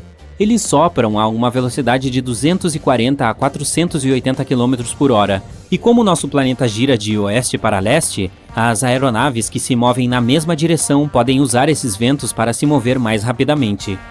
Você acha que os pilotos podem controlar o fluxo de ar para manter os passageiros sonolentos e relaxados e economizar combustível? Isso é definitivamente um mito. Se você fizer essa pergunta a um piloto, poderá ouvir ridículo como resposta. A verdade é que a pressurização determina o nível de oxigênio na cabine. E que tal esta? A torre de controle de tráfego aéreo mais alta do mundo é tão alta quanto um arranha-céu. Isso pode ser verdade ou é apenas um mito impressionante? Eu sei que é difícil de acreditar, mas é verdade. Quando um avião pousa, ele precisa da ajuda das luzes da pista e dos sinalizadores do aeroporto. Isso faz parte das responsabilidades da torre de controle de tráfego aéreo. Ela também gerencia o tráfego terrestre. Não é de se admirar que essa construção precise ser bem alta. O novo aeroporto internacional de Bangkok, na Tailândia, tem uma torre de 132 metros de altura. Sua altura é quase a mesma de um prédio de 40 andares e custou $18 milhões para construí-la. Tenho outra difícil para você. A sensibilidade do seu paladar cai 30% durante o voo. Sim ou não? Isso é verdade. A pressão na cabine combinada com a secura do ar meio que dessensibiliza seu paladar. Mas o mais curioso aqui é que isso afeta principalmente os sabores salgados e doces. Se lhe servirem algo picante ou amargo, você conseguirá saborear como de costume. Os fornecedores das companhias aéreas tentam levar em consideração a diminuição da sensibilidade do paladar ao preparar as refeições do avião. Eles têm que modificar muitas receitas antigas para que sua comida tenha um sabor melhor. Assim que sua máscara de oxigênio estiver colocada, caso a cabine seja despressurizada, você pode relaxar e respirar fundo, pois pode usá-la até o final do voo. Eu gostaria que fosse verdade, mas será mesmo? Infelizmente, isso é um mito. As máscaras de oxigênio para passageiros geralmente fornecem ar suficiente para respirar normalmente por de 10 a 15 minutos. Em outras palavras, é apenas uma solução temporária. Mas na maioria dos casos, esse tempo é suficiente para que o avião desça até a altitude de 3.000 metros. É onde as pessoas podem respirar sem usar máscaras de oxigênio. E como os aviões descem muito rápido, a necessidade de oxigênio adicional dura no máximo alguns minutos. A propósito, o sistema de oxigênio é testado regularmente durante as verificações especiais de manutenção. Além disso, o fluxo de oxigênio dos passageiros e dos pilotos não depende da eletricidade. As máscaras usam geradores de oxigênio individuais, então mesmo que tenha algum problema elétrico a bordo, o oxigênio não será cortado. Muitas pessoas dizem que o avião é o meio de transporte mais seguro, mas você acredita nisso? Isso é um mito. Voar é o segundo meio mais seguro. Estudos mostram que o elevador é o mais seguro de todos, mas infelizmente ele não poderá te levar para as Bahamas. Ok, esse último foi meio que uma piada. E estatisticamente, os aviões são de fato a maneira mais segura de chegar ao seu destino. Então, quantas respostas corretas você teve? Conte pra gente nos comentários abaixo. Eu tive 8. Duh. Por que os gatos gostam de lamber as pessoas? Amo os bichanos, mas morro de nojo das lambidas. Bom, há algumas hipóteses. Primeiro, eles estão coletando informações bioquímicas da sua pele. Eles podem também estar demarcando o território. Ei, esse humano é meu! Ou pode ser que eles estão apenas dizendo que confiam em você. Ou pelo menos mostrando que não enxergam você como uma grande ameaça ou como um adversário. Como as bananas ficam cada vez mais doces à medida que amadurecem, as frutas não saem espalhando suas sementes aleatoriamente. Elas fazem isso quando os animais as comem. Em determinado estágio, elas aumentam sua quantidade de açúcar para incentivar os animais a comê-las naquela fase, que é quando suas sementes estão maduras. As sementes estão maduras quando já desenvolveram uma casca especial que as protege quando passam pelo sistema digestivo do animal. Acho que já foi claro o suficiente, não? Por que nossas peles ficam enrugadas após ficarmos muito tempo dentro d'água? Depois de 5 a 10 minutos dentro da banheira, você perceberá que há pequenas rugas se formando em seus pés e mãos. Cientistas especulam que isso pode ser um truque do nosso corpo para ter mais aderência em ambientes escorregadios. As rugas fazem com que tenhamos mais firmeza ao pegar objetos submersos ou molhados. Outra coisa, elas canalizam a água para fora, assim como os sulcos dos pneus fazem com a chuva. Quando você come alguma coisa muito ácida, não sente esse sabor só na língua. Às vezes, seu rosto inteiro se contrai para que todos vejam que você não gostou do que acabou de comer. Esse sabor ácido que causa essa reação é resultado de íons de hidrogênio que os ácidos liberam quando se misturam com a saliva. Pois é, tem muita ciência em um simples sabor. Quando sua boca detecta esse sinal de um ácido, ela envia uma mensagem para você de um jeito bem dramático, para não ser ignorada. Isso é uma resposta evolucionária que fazia muito sentido na antiguidade, pois muitas das plantas que nossos ancestrais encontraram na natureza e depois quiseram consumir eram venenosas, principalmente as que tinham sabor ácido. Então, até hoje, seus receptores de paladar ficam em alerta e seu rosto se contorce de forma incontrolável quando você come algo assim. Tipo isso. Um avião de cor clara é mais pesado que um pintado com tinta escura. A cor branca exige um conteúdo sólido maior do que a preta para ter a saturação adequada. E quanto mais conteúdo sólido a tinta tiver, mais pesada ficará. Então é por isso que a tinta branca está entre as mais pesadas do mercado. Mas os aviões brancos são mais eficientes que os pretos, embora isso também dependa do que é eficiente para você. A tinta branca reflete mais a luz solar do que a escura. Cores diferentes absorvem diferentes comprimentos de onda de luz, e os objetos brancos aquecem mais lentamente se comparados aos mais escuros. Isso resulta em um interior mais fresco, então fica mais fácil manter uma temperatura agradável dentro da aeronave. Quem aí acha que o chá quente fica com um gosto estranho quando está em um copo de plástico? Levante a mão. Pois é, você não está sozinho. Parece até que o chá está dissolvendo alguma coisa do copo, mas não está. O sabor que você sente não está vindo só da boca. Nesse caso, todos os sentidos contribuem. É por isso que o mousse de morango tem um sabor mais adocicado quando está em um prato branco do que quando está em um preto. E você sente que os chips estão mais crocantes quando você escuta aquele crack ao mordê-los. Outra coisa, o chocolate quente fica mais gostoso quando você o toma em um copo alaranjado. Estamos meio que condicionados a tomar chá quente em xícaras de cerâmica. Então é por isso que ver a bebida em um copo plástico inconscientemente nos faz esperar que ela não terá um gosto tão bom. Os flamingos geralmente se apoiam em uma perna só, e há uma teoria que diz que isso os ajuda a conservar o calor corporal. Uma prova disso é que eles geralmente levantam uma das pernas mais quando estão na água do que quando estão na terra. Outros acreditam que eles fazem isso para poupar energia, não calor. Essas aves se equilibram muito bem sobre uma perna só por longos períodos de tempo. porque elas conseguem travar os tendões e ligamentos de suas pernas em uma posição estável. Então seus músculos não terão que fazer esforço para manter a perna no lugar. Essa postura dos flamingos é tão elegante, né? Por que os barulhos repetitivos nos incomodam tanto? É simples. Eles estão sempre chamando nossa atenção, então não conseguimos focar outras coisas. Paramos de reagir a certos sons repetitivos rapidinho, como o tic-tac do relógio, mas outros são irritantes demais, como o de uma torneira pingando. O grande motivo do incômodo é a falta de controle. Quando você sabe que pode parar o barulho quando quiser, deixará de se incomodar tanto. Porque todos os planetas fazem círculos ao redor do Sol e na mesma direção. Você entenderia melhor se voltássemos 4,6 bilhões de anos no tempo, pois veria que o espaço não estava vazio nessa época, embora nosso sistema solar ainda não estivesse formado. Havia uma nuvem de poeira e gás em um lugar onde nosso Sol e os planetas estão hoje. Essa nuvem era como uma nebulosa solar e moldou nosso sistema solar.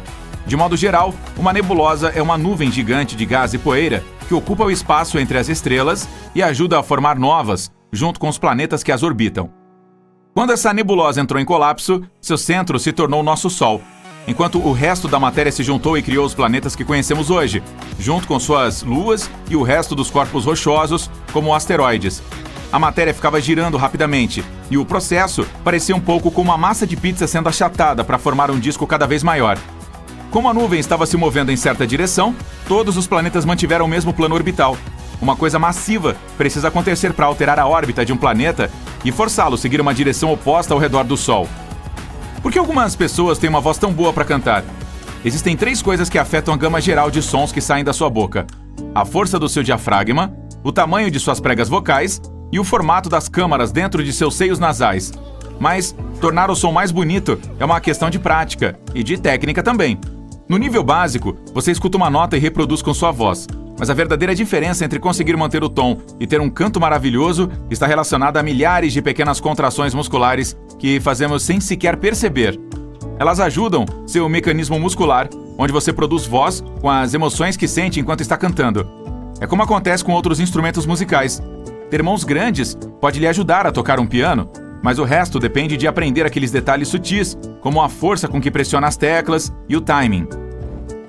Por que os cães escutam os sons mais agudos que a gente? Os humanos escutam frequências até cerca de 20 kHz, enquanto os cachorros escutam até 45 kHz. Quase todos os mamíferos conseguem escutar frequências mais altas que os outros vertebrados. As aves escutam somente até 12 kHz, e os répteis, anfíbios e peixes ouvem até 5 kHz. Os mamíferos não precisam ouvir altas frequências para se comunicar uns com os outros, mas sim para localizar de onde determinado barulho está vindo. O jeito especial de escutar usado pelos mamíferos funciona assim: o cérebro compara as variações de frequência de um som enquanto ele entra em cada ouvido. A cabeça faz uma sombra sobre um ouvido, então parte das frequências é absorvida, e o nosso cérebro absorve mais as frequências maiores do que as mais baixas. Quanto menor a cabeça, menos efeito ela exercerá sobre os sons de baixa frequência. É por isso que o animal precisa conseguir escutar frequências altas para ouvir um espectro mais amplo de sons. Um rato precisa ouvir até 90 kHz, e um elefante vive bem escutando apenas 10. Os cães têm cabeças menores que as nossas, então ficam na categoria do meio. Por que os oceanos são salgados? Quimicamente falando, o sal é cloreto de sódio, mas o sal do mar não é composto por apenas isso, e sim por muitos outros íons, como cálcio e magnésio. Grande parte deles começa como rochas na Terra. Certas coisas, como ventos e chuvas, corroem essas rochas, desgastando-as com o tempo. Então, podemos dizer que grande parte do sal que está no oceano vem dessas rochas. Os minerais delas caem em córregos e rios, que desaguam no oceano. Cerca de 85% dos íons do oceano são sódio e cloreto, enquanto magnésio e sulfato correspondem a aproximadamente 10%. Parte do sal que vai parar no mar não fica por lá, ele é comido pelos animais. Mas por causa do constante escoamento de água com minerais da superfície, os níveis de salinidade se mantêm iguais. O oceano também obtém seu sal de mais uma fonte: os fluidos hidrotermais. O magma que vem lá de baixo da crosta terrestre aquece aberturas profundas no fundo do mar. Quando elas se aquecem, causam reações químicas entre a água do mar e todos os minerais das rochas que ficam ao redor das aberturas. É por isso que todas as partes do oceano são salgadas, mas o nível de salinidade depende da região em que você está. A regra de sobrevivência mais famosa quando se trata de encontros com ursos é ficar quieto e fingir que você não é um ser vivo. Mas ela não funciona com todos, apenas com os cinzentos e pardos. Se você estiver na América do Norte, poderá encontrá-los no Alasca, Washington, Montana, Idaho e Wyoming. Os ursos negros, dos quais é preciso fugir, vivem em um território maior. Eles podem ser encontrados em 40 estados, em grande parte do Canadá e até mesmo em partes do norte do México. Portanto, se você estiver fazendo uma caminhada em Yellowstone, poderá cruzar com um urso negro ou um cinzento. Mas se estiver, por exemplo, na Califórnia, o que encontrar acidentalmente provavelmente será um urso negro. E não é possível diferenciá-los apenas pela cor de sua pelagem. Os ursos negros podem ser pretos, marrons, canela, loiros, cinza azulados ou até mesmo brancos. Está ficando complicado, não é mesmo?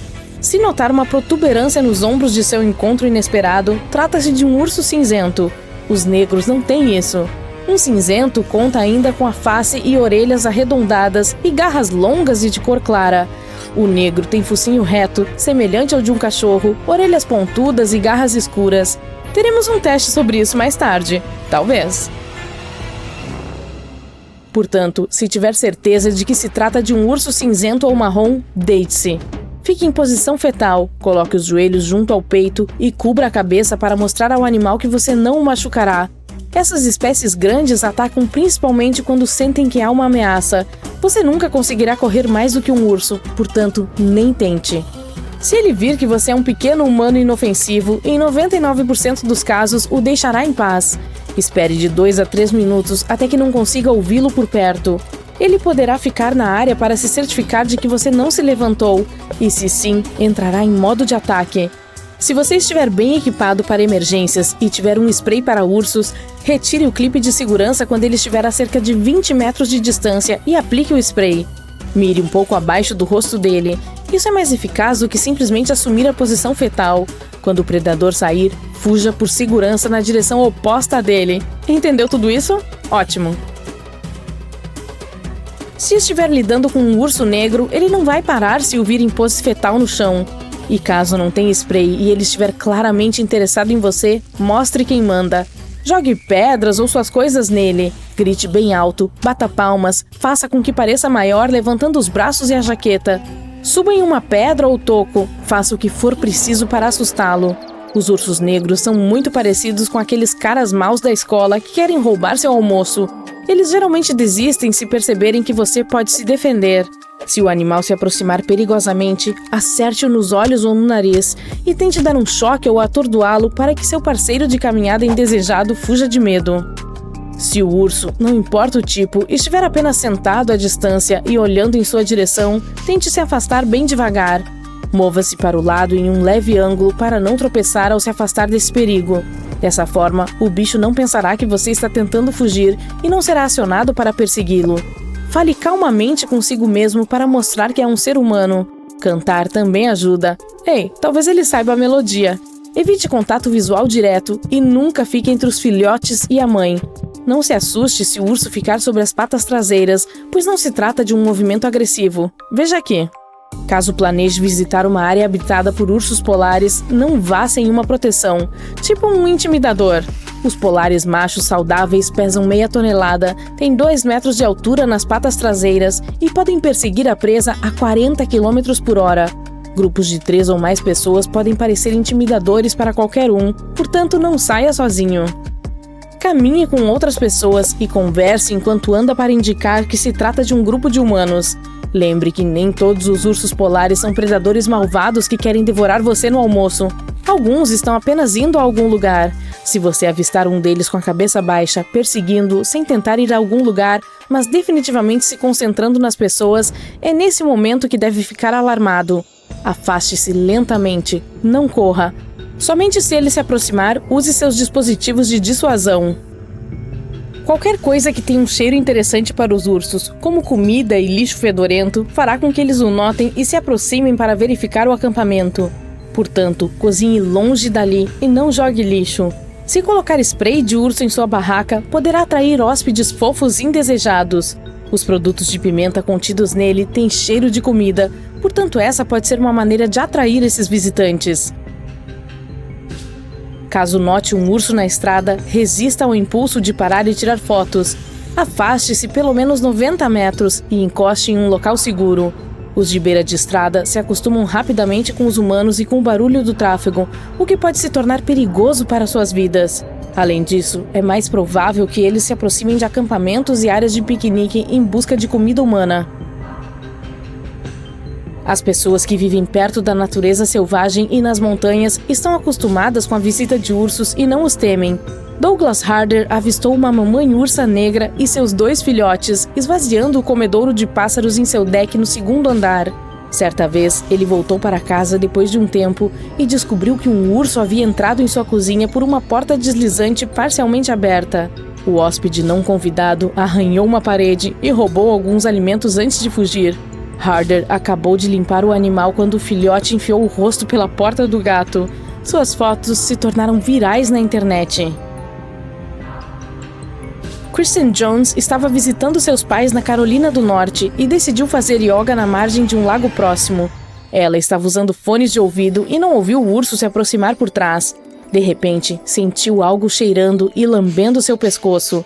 Ela pensou que fosse o cachorro do vizinho e esticou o braço para acariciá-lo, o que assustou o animal.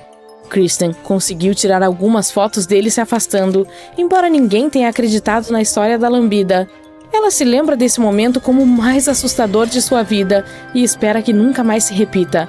Quanto ao urso, é provável que tenha sido visto na área procurando comida em latas de lixo e nas varandas de outras pessoas.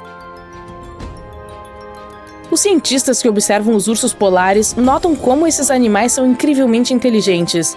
Os membros da Polar Bears International tiraram centenas de fotos para estudar melhor esses bichos.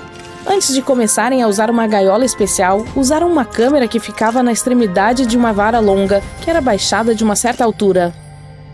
Um dia, o flash da câmera disparou bem na frente do rosto de um urso, que não gostou da atitude dos paparazzi, mas, em vez de estragar a câmera, estendeu calmamente um braço. Em seguida, esticou uma garra e tocou a borda da lente. O animal manteve a garra ali e não a soltou. O fotógrafo tentava mover a vara, mas era inútil.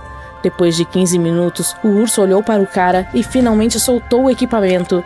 Parecia que ele estava tentando enviar a mensagem para nunca mais usar o flash nele. Filmes, séries de TV e documentários nos mostram basicamente 2 situações. Você embarca em um navio de cruzeiro e parte em uma viagem marítima. Durante uma tempestade, o navio afunda. A boa notícia é que você sobrevive. A má notícia é que você está no meio do mar. Outra situação é quando você está voando em um avião. Algo dá errado, os motores pegam fogo e o avião cai no oceano. A água o cerca e você não sabe o que fazer. Em ambos os casos, você tem uma grande chance de ser salvo pelas equipes de resgate. Os controladores de voo descobrem rapidamente que um avião caiu no mar. O mesmo se aplica a navios de grande porte. Os métodos modernos de navegação e comunicação ajudam os socorristas a encontrá-lo rapidamente, sobretudo se várias pessoas estiverem em apuros. Mas vamos imaginar outra situação mais terrível. Digamos que você esteja em um resort à beira-mar e diga a seus amigos que quer fazer um lanche. Você vai até a praia, compra alguns alimentos e decide almoçar em alto mar. Você aluga um catamarã ou um pequeno barco, navega para longe da costa e adormece.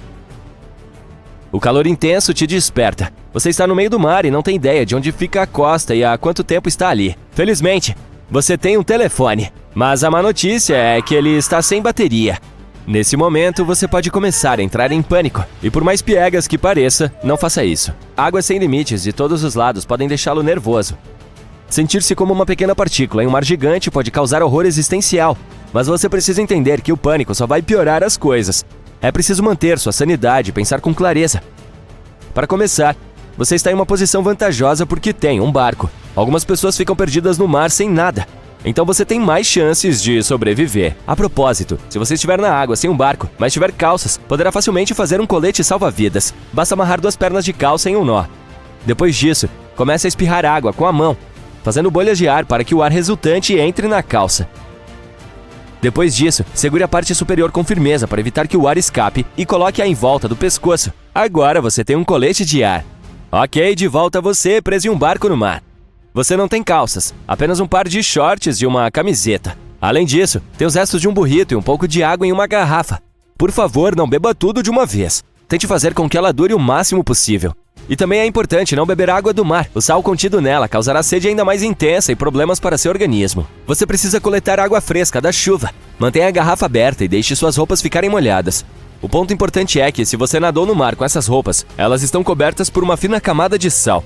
Portanto, primeiro deixe sua camiseta ser molhada pela água da chuva, depois esprema para tirar todo o sal e só depois use a roupa para coletar líquido fresco. Ótimo! Você tem uma garrafa inteira de água fresca. Tome pequenos goles várias vezes ao dia e você terá o suficiente para uma semana. Agora você precisa conseguir alguns peixes. A boa notícia é que as criaturas marinhas se aproximaram.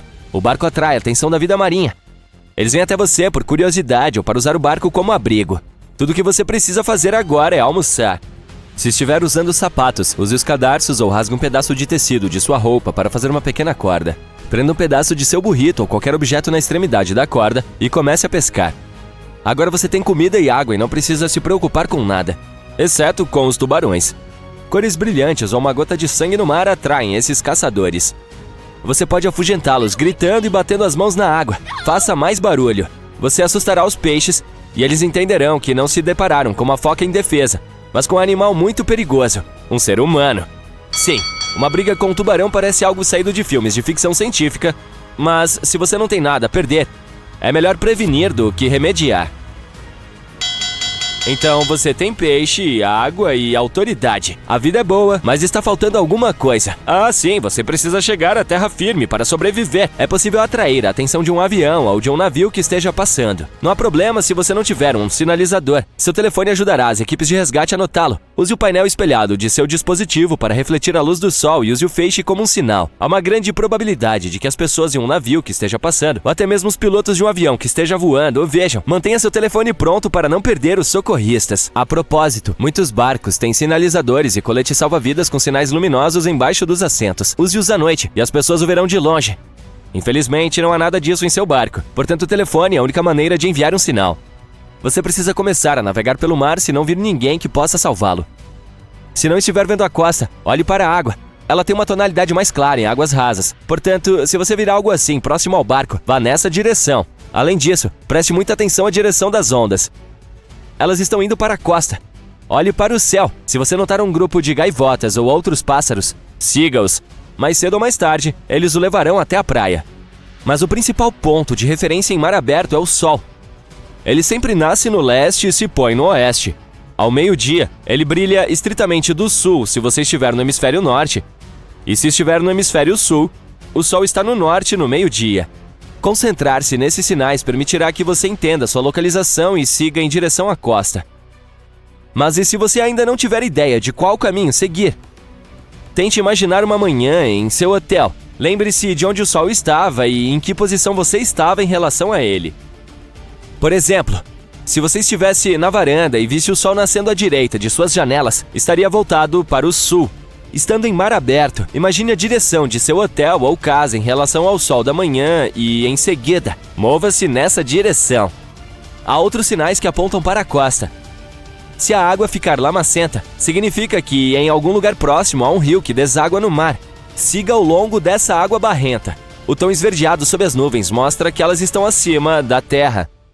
Você já está à deriva há vários dias e acabou com todos os seus suprimentos de água. Em algum momento, você ouve gaivotas, olha para cima e vê para onde elas estão voando. Você as segue e percebe uma água lamacenta. Você está com fome, exausto e com sede, mas feliz porque sabe que a costa está à frente. Ao cair da noite, você percebe as luzes da cidade à distância. Pela manhã, chega à terra firme e retorna ao seu hotel. Há muitas chances de salvação, mas você só poderá usá-las se observar uma condição: manter a calma desde o início. Há pessoas que sobreviveram várias semanas e até um ano depois de ficarem perdidas em mar aberto. Algumas estavam flutuando em uma embarcação quebrada, em um bote inflável ou nos destroços de um navio. E em todas as vezes, o desejo de viver, a força de vontade e a fé as ajudaram a lidar com a situação. Vamos embarcar em um experimento selvagem.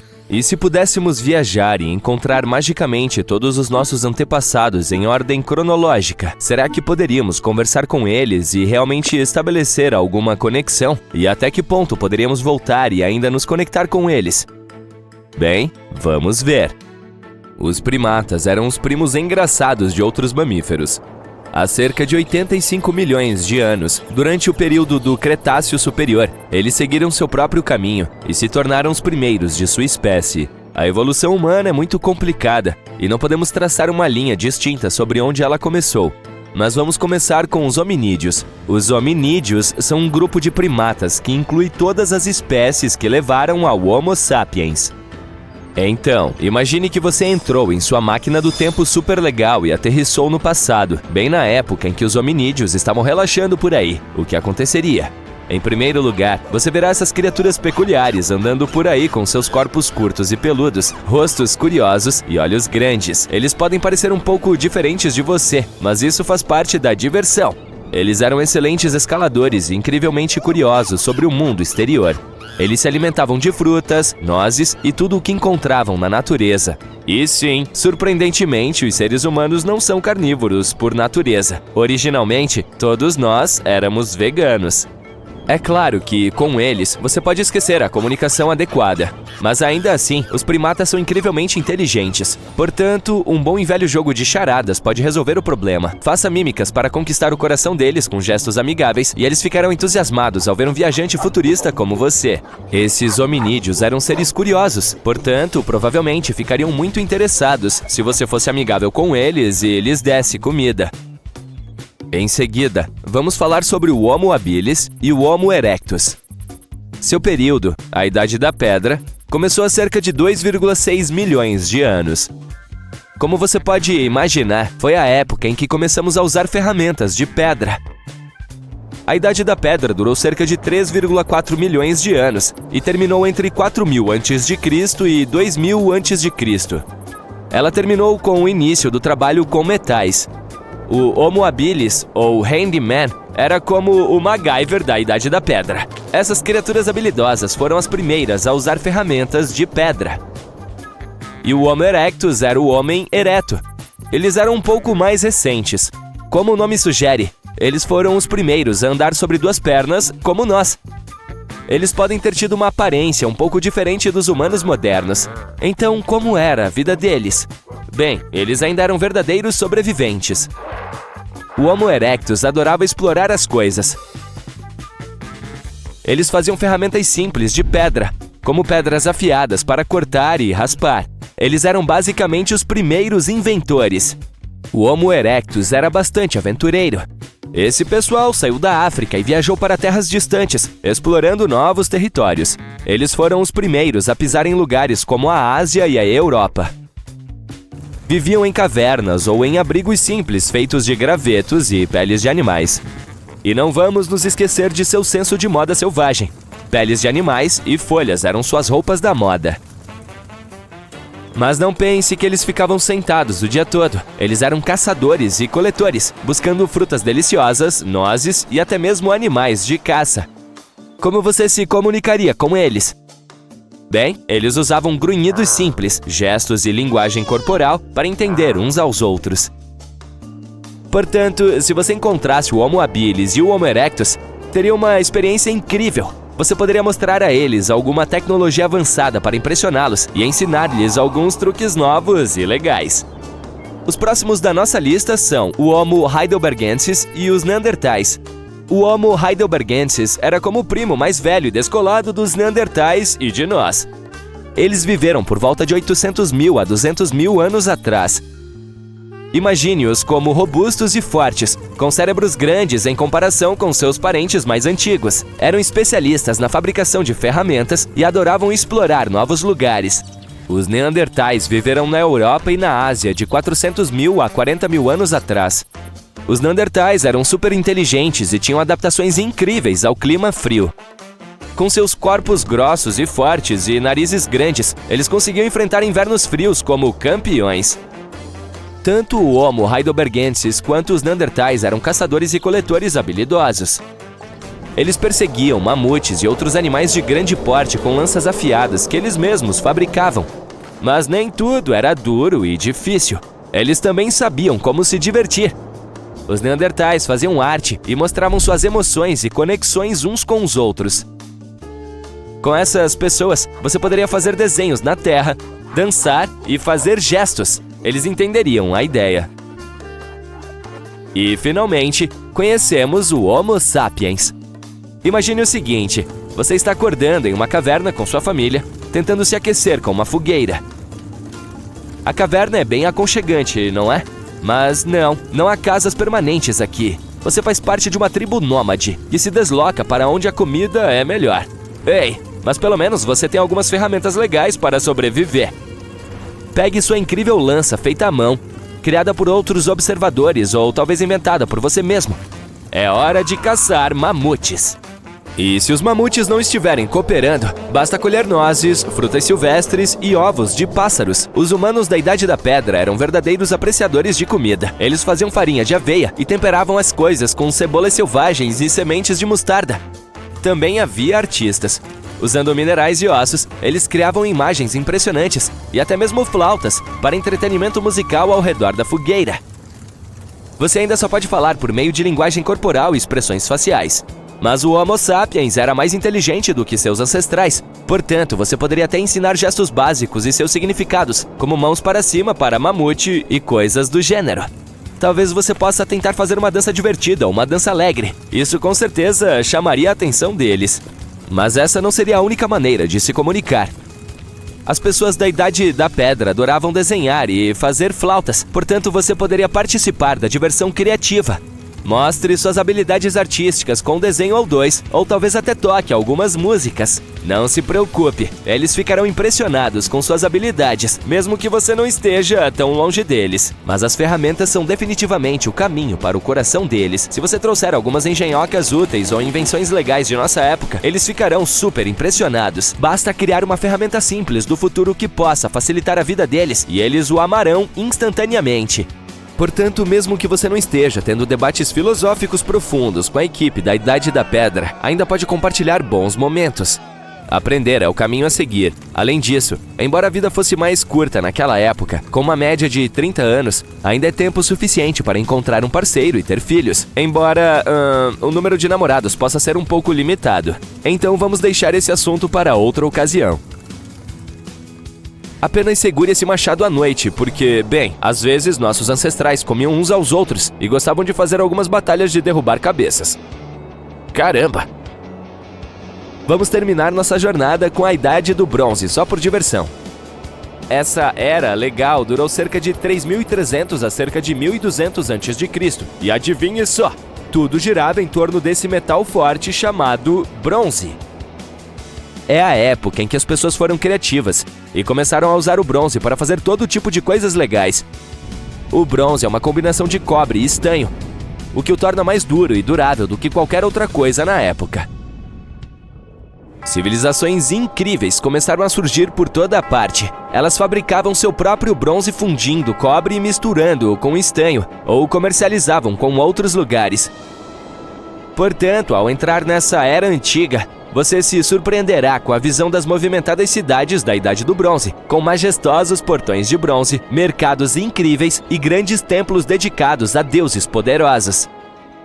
Durante a Idade do Bronze, finalmente desenvolvemos idiomas e a escrita. A Mesopotâmia e o Egito estavam liderando o caminho com seus sofisticados cuneiformes e hieróglifos, os primeiros sistemas de escrita de todos os tempos. Eles eram basicamente os reis da caligrafia. Lembre-se de que o idioma pode ser um pouco diferente. Você estaria ouvindo palavras desconhecidas, mas com esses humanos, você pode pelo menos usar desenhos, arte e muitas outras coisas para se comunicar. De qualquer forma, é assim que seria um encontro com nossos ancestrais.